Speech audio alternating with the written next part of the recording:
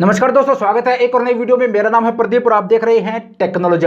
दोस्तों, काफी सारे लोगों को जो पीएफ अकाउंट होल्डर्स हैं उनको एक प्रॉब्लम आती है। जब वो अपने पीएफ अकाउंट के लिए date of exit mention update करते हैं तो वो date of exit update mention नहीं कर पाते, वहां पर जो है एक एरर देखने को मिलता है। तो चलिए सबसे पहले ईपीएफओ का जो यूएन मेंबर का पोर्टल है वहां पर मैं आपको लाइव दिखा देता हूं कि जब डेट ऑफ एग्जिट मेंशन करने जाते हैं तो क्या एरर मैसेज देखने को मिलता है और इसका क्या समाधान है। तो चलिए चलते हैं कंप्यूटर की स्क्रीन पर। तो यहाँ पे मैंने ईपीएफओ का जो यूएन मेंबर का पोर्टल है उसको ओपन कर लिया है और यहाँ पे 12 डिजिट का यूनिवर्सल अकाउंट नंबर और पासवर्ड मेंशन करके मैं साइन इन कर लेता हूं। साइन इन करने के बाद यहाँ पे एक अलर्ट देखने को मिलता है, इसको कर देते हैं लेटर। और यहाँ पे देख सकते हो इनका जो केवाईसी है सब कुछ ओके है। चलिए मैं आपको दिखा देता हूँ। यहाँ पे मैनेज का जो ऑप्शन इस पर जाकर और केवाईसी का ये जो सेक्शन है इस पर जाकर इनकी केवाईसी में आप देख सकते हो करंटली एक्टिव केवाईसी में पैन भी जो है लिंक है, पैन कार्ड भी, आधार कार्ड भी लिंक है और बैंक अकाउंट भी जो है लिंक है। अप्रूव है केवाईसी स्टेटस देख सकते हो, अप्रूव्ड अप्रूव अप्रूव, ठीक है, सब कुछ ओके है। फिर भी जो है date of exit update mention नहीं कर पा रहे हैं। तो यहाँ पे मैनेज के ऑप्शन में जाते हैं और यहाँ पे मार्क एग्जिट का जो ऑप्शन है सबसे पहले मैं आपको दिखा देता हूँ डेट ऑफ एग्जिट अपडेट है या फिर नहीं है, ठीक है। यहाँ पे जाते हैं व्यू में और यहाँ पे सर्विस हिस्ट्री पर क्लिक करते हैं और यहाँ पे देख सकते हो डेट ऑफ ज्वाइनिंग जो है 2015 की है, date of exit not available EPF और date of exit EPS not available. ये सब चीजें मैं आपको क्यों दिखा रहा हूं, क्योंकि देखिए मैं जब भी कोई वीडियो बनाता हूं, कोई जानकारी शेयर करता हूं तो मैं आपको इस तरह से जो है कंप्लीट प्रोसेस, कंप्लीट जानकारी शेयर करता हूं जिससे कि आपके मन में कोई भी डाउट ना रहे और आप अच्छी तरह से समझ सको, ठीक है। इसी वजह से जिससे कि आपके मन में कोई भी डाउट ना रहे और आप दूसरों की भी हेल्प कर सकते हो, ठीक है। तो यहां पर आपने देख लिया सब कुछ ओके है। अब चलिए चलते हैं डेट ऑफ एग्जिट मेंशन करने के लिए। तो यहाँ पे मैं मैनेज का ऑप्शन पर चला जाता हूं और यहाँ पे मार्क एग्जिट का ये जो ऑप्शन है इसको सेलेक्ट कर लेता हूं। अब यहाँ पे देखिए सेलेक्ट एम्प्लॉयमेंट, यहाँ पर जाकर ये जो बॉक्स है इस पर क्लिक करके यहाँ पे पीएफ मेंबर आईडी मैंने सेलेक्ट कर ली और जैसे ही पीएफ मेंबर आईडी सेलेक्ट करते हैं यहाँ पे देख सकते हो रेड कलर में एक एरर मैसेज देखने को मिल जाता है कि no contribution was received, date of exit updation is not possible, please contact your employer. तो यहाँ पे देख सकते हो ये जो एरर मैसेज आया है इसका मतलब ये है कि आपका जो कंट्रीब्यूशन है यानी कि जो पीएफ का पैसा आपके पीएफ अकाउंट में जमा होता है वो रिसीव नहीं हुआ है और आप डेट ऑफ एग्जिट जो है मेंशन अपडेट नहीं कर सकते। आपको जो है अपनी जो कंपनी है, आपका जो एम्प्लॉयर है उससे बात करनी पड़ेगी। तो अगर आपको भी कुछ इस तरह का जो है एरर मैसेज आ रहा है तो इसका क्या समाधान है, कैसे जो है डेट ऑफ एग्जिट मेंशन होगी, कैसे आप जो है पीएफ का पैसा निकाल सकते हो, इस वीडियो में मैं आपको कंप्लीट जानकारी शेयर करने वाला हूं।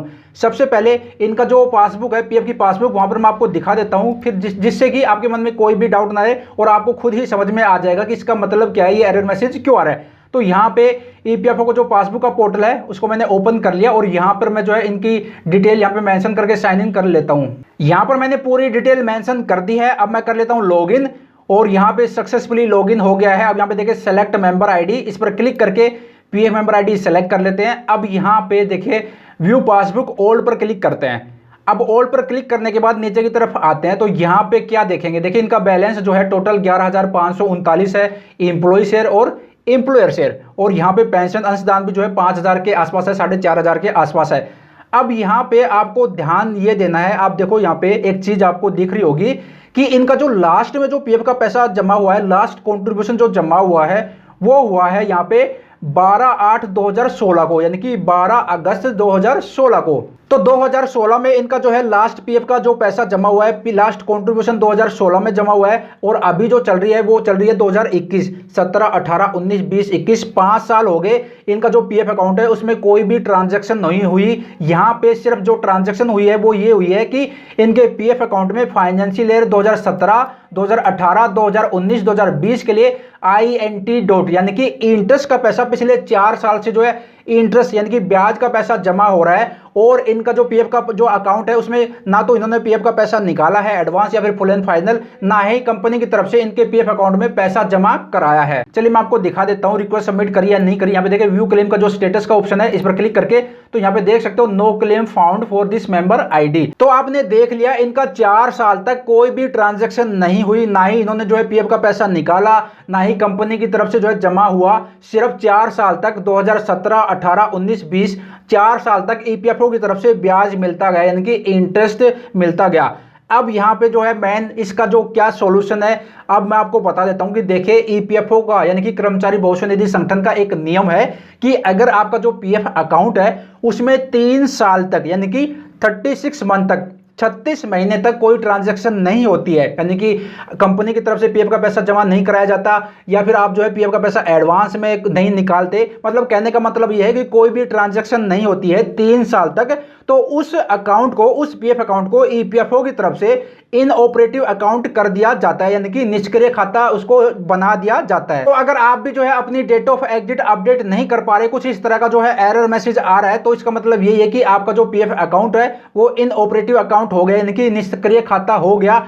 अब आपको अपनी कंपनी, जो आपका एम्प्लॉयर है, उससे बात करना पड़ेगा।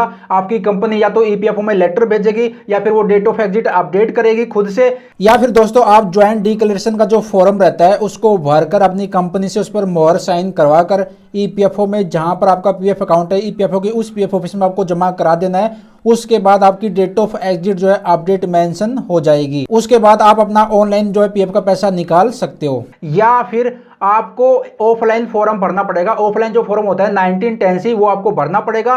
वो भर के आपकी कंपनी आपको जो है एक लेटर बना के देगी, उसके साथ अटैच करना है और आपको वो फॉर्म 1910C ऑफलाइन ईपीएफओ के उस पीएफ ऑफिस में जमा कराना पड़ेगा जहां पर आपका पीएफ अकाउंट है। यानी कि आपको थोड़ी सी भागदौड़ करनी पड़ेगी, आप खुद से नहीं कर सकते। अपनी कंपनी को बोलिए, एम्प्लॉयर के बोलिए, वो डेट ऑफ एग्जिट अगर मेंशन कर देती है उसके बाद आप जो है क्लेम के लिए ट्राई कर सकते हो। अगर आपकी company date of exit mention नहीं करती, आपकी कंपनी बंद हो गई है, फिर आपको ऑफलाइन फॉर्म भरना पड़ेगा और आपको जो है एक लेटर लिख के देना पड़ेगा ईपीएफओ को कि भाई आप पिछले 3 साल से कोई ट्रांजैक्शन क्यों नहीं है, आपको जो एक जस्टिफिकेशन देना पड़ेगा।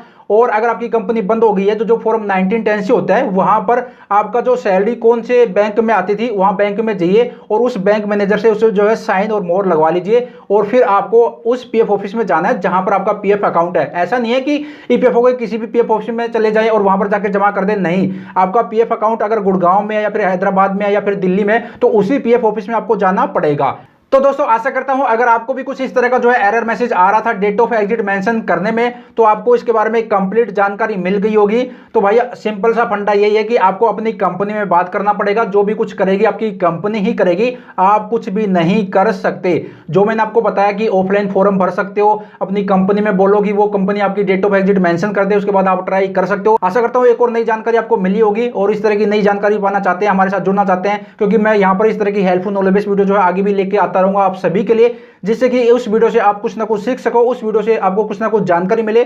तो इस तरह की हेल्पफुल नॉलेज वीडियो पाना चाहते हैं, मेरे को सपोर्ट करना चाहते हैं, हमारे साथ जुड़ना चाहते हैं, तो चैनल को सब्सक्राइब करके हमारे साथ जुड़ सकते हो। मैं प्रदीप शर्मा फिर मिलता हूं इस तरह की हेल्पफुल नॉलेज वीडियो के साथ। तब तक अपना ख्याल रखिएगा। Bye bye, take care.